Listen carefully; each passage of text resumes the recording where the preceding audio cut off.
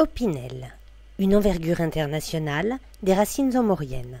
Cette marque familiale naît de la forge et de la ténacité d'un jeune homme visionnaire et passionné de couteaux. Son neveu, Jacques, nous reçoit dans l'enceinte du musée familial à Saint-Jean-de-Maurienne.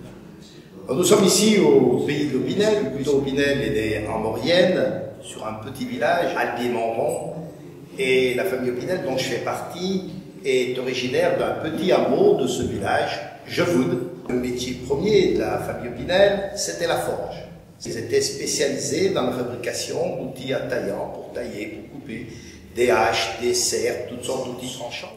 Et c'est Joseph Opinel, qui est né en 1872, qui s'est plus intéressé à la fabrication des couteaux.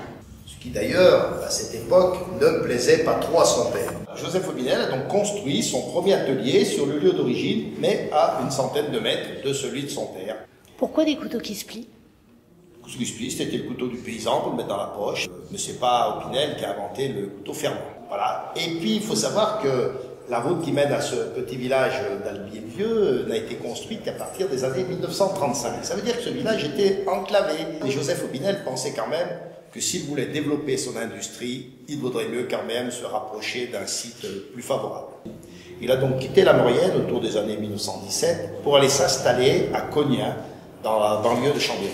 À partir des années 1972, une nouvelle usine moderne a été construite à quelques distances et se développe sur la commune de Chambéry. Aujourd'hui, on fabrique grosso modo une petite vingtaine de mille couteaux par jour. 1% de la production est écoulée sur le territoire national. La maison Opinel est le premier fabricant français de couteaux de poche. Et le reste est écoulé environ sur 80 pays dans le monde.